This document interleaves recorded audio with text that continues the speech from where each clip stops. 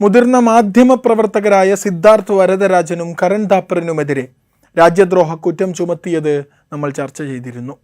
ഗുവാഹത്തിയിലെ crime branch police സ്റ്റേഷനിൽ August 22-ന് ഹാജരാവണമെന്ന് ഇരുവർക്കും notice അയച്ചിരുന്നു. പക്ഷേ FIRന്റെ ഡീറ്റെയിൽസ് വെളിപ്പെടുത്തിയിരുന്നില്ല.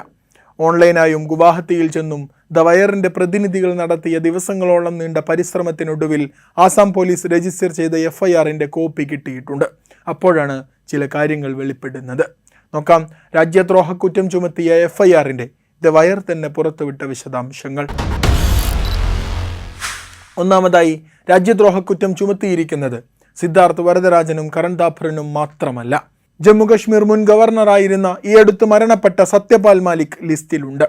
മാധ്യമപ്രവർത്തകനും പാകിസ്ഥാനിലെ പഞ്ചാബിൻ്റെ മുൻ കാവൽ മുഖ്യമന്ത്രിയുമായിരുന്ന നജാം സേത്തി, ദി വയറിൻ്റെ തന്നെ ഹിന്ദി എഡിറ്ററായ അശുതോഷ് ഭരദ്വാജ് എന്നിവരെല്ലാം രാജ്യദ്രോഹ കുറ്റം ചുമത്തപ്പെട്ടവരുടെ കൂട്ടത്തിലുണ്ട്. പഹൽഗാമിൽ ഭീകരാക്രമണമുണ്ടായതിന് ശേഷം ദി വയർ പ്രസിദ്ധീകരിച്ച 12 ലേഖനങ്ങളുടെ തലക്കെട്ടുകൾ FIRൽ ചിലതൊക്കെ പൂർണ്ണമായും ചിലതൊക്കെ ഭാഗികമായും ലിസ്റ്റ് ചെയ്തിട്ടുണ്ട്. നിരവധി ലേഖകരും അഭിമുഖം നൽകിയവരുമെല്ലാം FIRന്റെ പരിധിയിൽ വരുന്നുവെന്നർത്ഥം. ചുരുക്കത്തിൽ നിരവധി കോളമിസ്റ്റുകളെ രാജ്യദ്രോഹികളാക്കി മുദ്രകുത്താൻ ശ്രമിച്ചിരിക്കുന്നുണ്ട് ഈ FIRലൂടെ. ഒട്ടുമിക്ക പേരും ഇന്ത്യൻ രഹസ്യാന്വേഷണ വിഭാഗത്തിലും സൈന്യത്തിലും മാധ്യമപ്രവർത്തനത്തിലും വിദ്യാഭ്യാസ ഗവേഷണ മേഖലകളിലുമെല്ലാം വലിയ സ്ഥാനം വഹിച്ചവർ.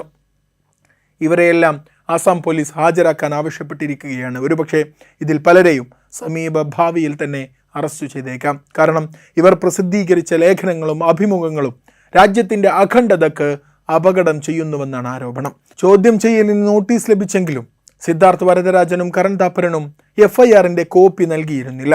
കോപ്പിക്ക് വേണ്ടി ആദ്യം ഇൻവെസ്റ്റിഗേഷൻ ഓഫീസർക്ക് അപേക്ഷ നൽകി. അദ്ദേഹം ഗുവാഹത്തിയിലെ വയറിൻ്റെ പ്രതിനിധിയോട് ചീഫ് ജുഡീഷ്യൽ മജിസ്ട്രേറ്റ് കോടതിയിൽ നിന്ന് കോപ്പി കൈപ്പറ്റാൻ നിർദ്ദേശിച്ചു. അല്ലെങ്കിൽ ഡെപ്യൂട്ടി കമ്മീഷണറിൽ നിന്ന് കോപ്പി വാങ്ങാൻ പറഞ്ഞു. ഇമെയിലിലൂടെയും വാട്സപ്പ് വഴിയും ഗുവാഹത്തിയിൽ ചെന്ന് നേരിട്ടുമെല്ലാം മജിസ്ട്രേറ്റ് കോടതി വഴിയുമൊക്കെ FIRന്റെ കോപ്പി കൈപ്പറ്റാൻ ശ്രമിച്ചെങ്കിലും നടന്നില്ല. ഒടുവിൽ ഇന്നുച്ചക്ക് ആസാം പോലീസിൻ്റെ വെബ്സൈറ്റിൽ നിന്നാണ് FIRന്റെ കോപ്പി ലഭിച്ചിട്ടുള്ളത്. രാജ്യദ്രോഹ കുറ്റം ചുമത്തിയ ഈ കുറ്റപത്രത്തിനെതിരെ നിരവധി മാധ്യമ പ്രവർത്തകരും വ്യക്തികളും സംഘടനകളും വിമർശനങ്ങൾ ഉന്നയിക്കുന്നു. ഈ രാജ്യദ്രോഹ കുറ്റം ചുമത്തലും FIR നൽകാതിരിക്കലുമെല്ലാം മാധ്യമപ്രവർത്തകരെ പരമാവധി ബുദ്ധിമുട്ടിക്കണമെന്ന ലക്ഷ്യത്തിൽ തന്നെയാണ്. മാധ്യമപ്രവർത്തകരും പ്രതിപക്ഷ നേതൃത്വവും നിരീക്ഷകരും വ്യക്തമാക്കിയതുപോലെ മാധ്യമപ്രവർത്തനത്തെ, ജേർണലിസത്തെ എങ്ങനെ ക്രിമിനലൈസ് ചെയ്യാം എന്നതിൻ്റെ നേർസാക്ഷ്യമാണ് ഇപ്പോഴത്തെ ഈ രാജ്യദ്രോഹ കുറ്റങ്ങൾ. ചോദ്യങ്ങൾ ചോദിക്കുന്നത്, വിമർശനങ്ങൾ ഉന്നയിക്കുന്നത്, പൊതുജനത്തിന് അവബോധം നൽകുന്നത്, വ്യത്യസ്ത കാഴ്ചപ്പാടുകൾ അവതരിപ്പിക്കുന്നത്, രാജ്യസുരക്ഷയുടെ വിഷയങ്ങളിൽ വിവരങ്ങൾ കൈമാറുന്നത്, ആരോഗ്യകരമായ സംവാദങ്ങൾക്കും സംഭാഷണങ്ങൾക്കും അവസരങ്ങൾ സൃഷ്ടിക്കുന്നത് എല്ലാം അധികാരത്തിലിരിക്കുന്നവർക്ക് കല്ലുകടിയാവുകയാണ്. അടിയന്തരാവസ്ഥക്കാലത്തായാലും രാജ്യം മറ്റേത് പ്രതിസന്ധി നേരിട്ടപ്പോഴൊക്കെയും ഗൗരവമായ പ്രശ്നങ്ങൾ ഉന്നയിച്ച് രാജ്യത്തെ ജനങ്ങളെ ബോധവൽക്കരിച്ച അഭിമാനകരമായ അസ്തിത്വമാണ് ഇന്ത്യൻ മാധ്യമ മേഖലക്കുള്ളത്. ഇന്നും ശരിയായ മാധ്യമ പ്രവർത്തനം ഈ രാജ്യത്തിൻ്റെ അവകാശമാണ്. സ്വതന്ത്ര മാധ്യമ പ്രവർത്തനം ആഗ്രഹിക്കുന്ന ഓരോരുത്തരുടെയും കടമയും ഉത്തരവാദിത്വവുമാണ്. സർഗാത്മകമായ പത്രപ്രവർത്തനത്തിന് അനുവദിക്കാതെ ജനാധിപത്യം എന്നൊന്നില്ല തന്നെ.